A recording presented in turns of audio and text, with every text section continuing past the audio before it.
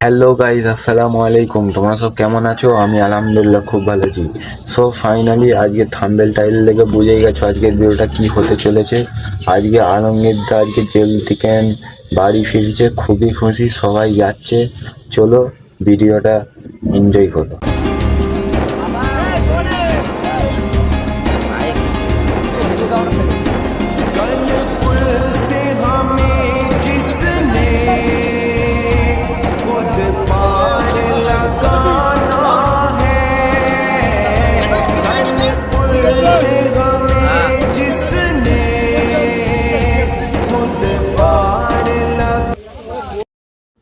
কি বলবেন, ওয়াকাব আন্দোলনে 31 দিন পর জেল খেটে আজকে বাড়ি ফিরছেন এবং মানুষের যে ভিড়, কি বলতে চাইছেন সর্বপ্রথম? দেখেন, মানুষের যে ভিড়, মানুষের ভালোবাসা, মানুষের সঙ্গে যে আচরণ করেছি সেই আচরণের টানে মানুষ আজকের এখানে হাজির হয়েছে। আপনি যে প্রথম যে প্রশ্নটা করলেন যে ওয়াকাপের জন্য আন্দোলন করতে গিয়ে আজকের আমাদের জেল খেটে আসতে হচ্ছে, যে মুখ্যমন্ত্রী বলেন যে মুসলমানরা নাকি তানার দুধ দেওয়া গায়, সেই মুসলমানদের উপর আক্রমণ করে আজকের এত জেলে পাঠাচ্ছে। আমি জেলে ঢুকে দেখলাম যে ওই জেলের মধ্যে 95% মানুষ মুসলমানরা।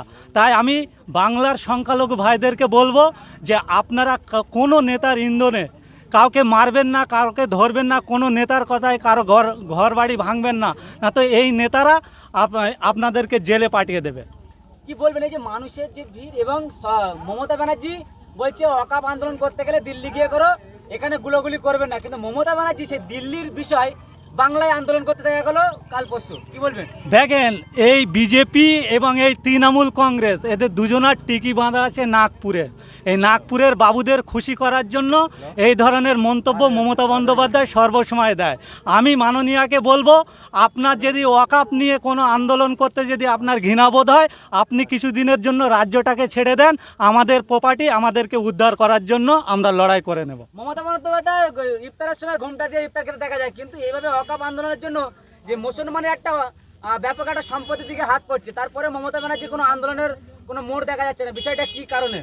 দেখেন, মমতা বন্দ্যোপাধ্যায়ের দলের যারা টিএমসি, তৃণমূল কংগ্রেস বলে দাবি করতেন, সেটা আজকের টাকা মারা কমিটিতে রূপান্তরিত হয়ে গেছে। আমরা কনফিডেন্সের সঙ্গে বলতে পারি, টি ফর টাকা, এম ফর মারা, সি ফর কমিটি। টাকা মারা কমিটির নেতারা যখন 100 দিনের গরিব মানুষের টাকা মারতেন, তখন যখন বাংলার টাকা বন্ধ করে দিয়েছিলেন কেন্দ্র, এই মমতা বন্দ্যোপাধ্যায় বাংলায় আন্দোলন করতেন। আমরা দেখতাম তানার এক বড় বড় নেতা যখন তিহার জেলে যেত, রাস্তায় ছাত্র যুবকদের নামিয়ে দিত। আর আজকের মুসলমান লক্ষ লক্ষ কোটি কোটি মুসলমান তাদের প্রপার্টি, তাদের কবরস্থান, তাদের ধর্মীয় জায়গা, তাদের আদর্শকে টিকে রাখার জন্য যখন আন্দোলন করছেন, এই মমতা বন্দ্যোপাধ্যায় তিনি বলছেন আমার থেকে বড় শত্রু কেউ হবে না।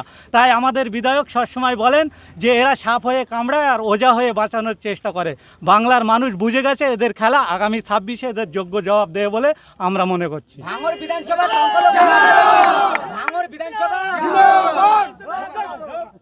ভাঙড় বিধানসভায় সংখ্যালঘু এলাকা বেশি, আর সেই ভাঙড়ে মিথ্যা কেসে জর্জরিত হচ্ছে ভাঙড় বিধানসভার মানুষ, এবং লাশের কিন্তু ভাঙড়ের মা বোনেদের কোল খালি হচ্ছে সেই ভাঙড় বিধানসভাতে। কি বলবেন? শওকত মোল্লা ভাঙড়ে দায়িত্ব পাওয়ার পরে 19টা এ পর্যন্ত লাশ চলে গিয়েছে, ভাঙড়ের মা কোল খালি হয়েছে। কি বলবেন? দেখেন, আমরা যখন রাজনীতি স্তরে এসেছি, সংখ্যালঘু আর সংখ্যাগরুর হিসাব আমরা করি না।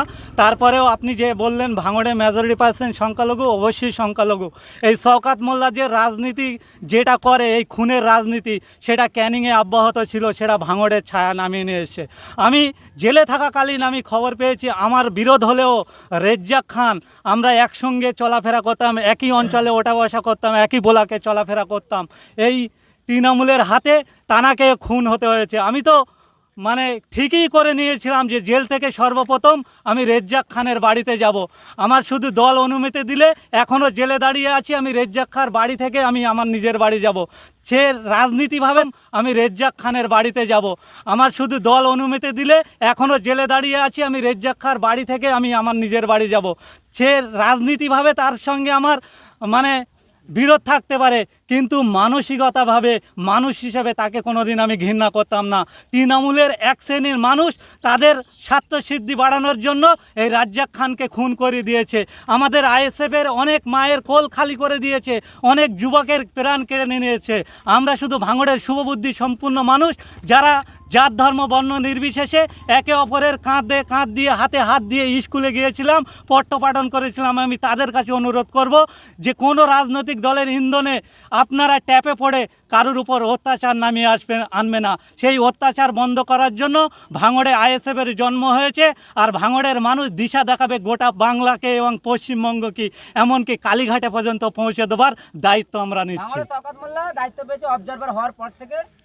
ভাঙড়বাসীর অভিযোগ 19খানা মায়ের কোল খালি হয়েছে, যুবক ছেলে একেবারে টর্চার, যুবকরা তারা মৃত্যু একেবারে কখনো গুলিতে কখনো বোমার আঘাতে মৃত্যু হয়েছে ভাঙড় বিধানসভাতে। কি দাবি এই জেল থেকে ফেরার পরে আপনার কি দাবি? কেন আপনিও টাকা ধরতে গেলে আতঙ্কের মধ্যে, কারণ শওকত মোল্লা ভাঙড়ে এখনো দায়িত্ব আছে তার। দেখেন, আমরা শওকত মোল্লার আতঙ্ক দেখে সর্বপ্রথম দল করি না। আমরা দল করেছি মানুষের স্বার্থে, মানুষের সুবিধার্থে আমরা দল করেছি। ভাঙড় বিধানসভায় যে তৃণমূল কংগ্রেস বলে দাবি করত, তারা যে নির্মম অত্যাচার করতো আমাদের উপরে, তার থেকে মুক্তি পাওয়ার জন্য আমরা রাজনীতিটা বেছে নিয়েছিলাম আইএসএফ। ভাঙড়ের মানুষ সুবুদ্ধি সম্পূর্ণ মানুষ, তারা একদম শহরের সন্নিকটে থাকে। বর্তমান ভাঙড়কে কলকাতা পুলিশের ডিভিশনে নিয়ে আসা হয়েছে, কিন্তু তেমন কোনো পরিষেবা নেই। সেই পরিষেবাগুলো মানুষের দ্বারে পৌঁছে দেওয়ার জন্য আমরা 2023 সালে আমাদের জনপ্রতিনিধিদেরকে নিয়ে আমরা নমিনেশন পর্বে নমিনেশন করতে যাচ্ছিলাম। এই যে শওকত মোল্লা, জানাকে ভারতবর্ষে তদন্তকারী সংস্থা নটোরিয়াস ক্রিমিনাল বলে আখ্যায়িত করেছেন, সেই নটোরিয়াস ক্রিমিনালকে কালীঘাটের ময়না দায়িত্ব দিয়েছেন। আমি কালীঘাটের ময়না এ রাজ্যের মাননীয়াকে বলবে অবিলম্বে তানারকে সতর্ক হতে বলুন। বাংলা সহ ভাঙড়ের মানুষ যেদিন খেপে যাবে, এর অস্তিত্ব, এর মানে দিশা কোথায় গিয়ে দাঁড়াবে সেদিন বুঝতে পারবে না। আমরা লাশের রাজনীতি করি না। লাশের রাজনীতি যদি করতাম তাহলে আমরা মহিউদ্দিন মোল্লার লাশ নিয়ে নবান্নে চলে যেতাম। আমরা দেখেছি শওকত মোল্লার দলের মানুষ এই রাজ্জাক খানকে খুন করেছে, আর শওকত মোল্লা মিডিয়া প্রেসে বলছেন যে তিনি লাশ নিয়ে রাজনীতি মিছিল করবে। এই লাশের রাজনীতি বন্ধ করার জন্য ইন্ডিয়ান সেকুলার ফ্রন্ট পশ্চিমবঙ্গের কোনায় কোনায় তারা খামচিহ্নের ঝান্ডা ছড়িয়ে দিয়েছে। ভাঙড়ের মানুষ তারা 2026 সালে গণতন্ত্র প্রক্রিয়ায় এদেরকে জব্দ করে দেবে বলে আমরা মনে করছি। ভাঙড়ে গিয়ে কি রাজ্জাক খানের খুনলি একেবারে আন্দোলন কি হবে? কেন টিএমসি না মারধর করেছে, বা টিএমসির গুলিতে মারা হলো রাজ্জাক খান। কি দাবি আইএসএফের পক্ষ থেকে? আইজে তো সৌজন্যতা রাজনীতি দেখায়, তাই এর পরবর্তী কি দেখাবে? সারা বাংলার মানুষ যখন জানে তৃণমূলের হাতে খুন হয়েছে, সারা ভাঙড়ের মানুষ যখন জানে তৃণমূলের হাতে খুন হয়েছে, এই শওকত মোল্লারা নিজেদের ব্যালেন্সটাকে ঠিক করার জন্য মোফাজ্জেলকে অন্য দলে ঠেলে দিয়েছেন।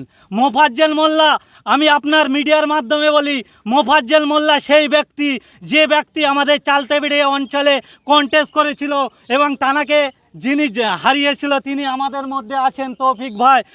তানার কাছে মোফাজ্জেল মোল্লা 404 ভোটে হেরে গেছে। এই মোফাজ্জেল মোল্লাকে আজকের তৃণমূল বলে মানতে পারছে না। তাই যারা ভাঙড়ের তৃণমূল বলে দাবি করেন, আপনাদের কাছে অনুরোধ করছি, আপনারা যদি এই শওকত মোল্লার ট্যাপে পড়ে যান, একদিন আসবে আপনাদেরও পাত্তা দেবে না, আপনাদেরও তৃণমূল বলে মানবে না, অন্য দলের তকমা লাগিয়ে দেবে। তাই আমরা তৃণমূল যারা করে তাদেরকেও সম্মান করি, তাদের জন্য লড়াই লড়ি, কেননা আমরা আইএসএফ করি। আমরা জানি আজকের আমি জেল থেকে বাড়ি যাচ্ছি। আপনি 2022 সালে যখন নওশাদ সিদ্দিকীকে এই বারাইপুরে জেলে কোর্টে তোলা হয়, নওশাদ সিদ্দিকেরকে একজন পুলিশ হাত ধরছিল। নওশাদ সিদ্দিকী বলেছিল যে পাত্রবাবু হলে আপনি হাত ধরতে পারতেন। আমরা হয়তো ভেবেছিলাম নওশাদ সিদ্দিকী হয়তো রেগে গেছে, কিন্তু আমরা দেখলাম যে কোর্ট থেকে বার হওয়ার সময় সেই পুলিশটার জন্য নওশাদ সিদ্দিকী যাতে সেই পুলিশও ডিএ পায়, তার আন্দোলন নওশাদ সিদ্দিকী করেছিলেন। এইটাই তো ইন্ডিয়ান সেকুলার ফ্রন্টের আদর্শ। এই আদর্শেই যখন মানুষ লাভবাহিক বলে নওশাদ সিদ্দিকীর পিছনে দাঁড়িয়ে যাচ্ছে, এই শওকত বাবুরা আতঙ্ক দেখছে, এই শওকত বাবুরা ভয় পাচ্ছে। আমরা বলি ইন্ডিয়ান সেকুলার ফ্রন্ট করি, আমরা বিরোধী দল করি, আমরা আমাদেরকে ভয় দেখিয়ে চমক আর ধমক দেখিয়ে আটকানো যাবে না। আজকের এই যে গতিটা পূর্বে দেখতে পাচ্ছিলেন, আজ থেকে কনফিডেন্সের সঙ্গে বলছি রাজনীতিটার গতি কিভাবে বাড়াতে হয় আজকের এই বারাইপুর সংশোধনগর থেকে শিখে এসেছি, আগামী দিনে তার যোগ্য জবাব দেবো বলে আমরা মনে করি। তোমরা তো ভিডিওর মাধ্যমে দেখলে আলমগীর দা বাড়ি ফিরে চলেছে, আর তোমরা কে কে খুশি কমেন্টে অবশ্যই জানাবে। আর আজকে ভিডিওটা এখানেই শেষ করছি, যদি ভালো লাগে অবশ্যই আমার চ্যানেলটা সাবস্ক্রাইব করে দেবে। আর চলো ভিডিও শেষ করে, আসসালামু আলাইকুম।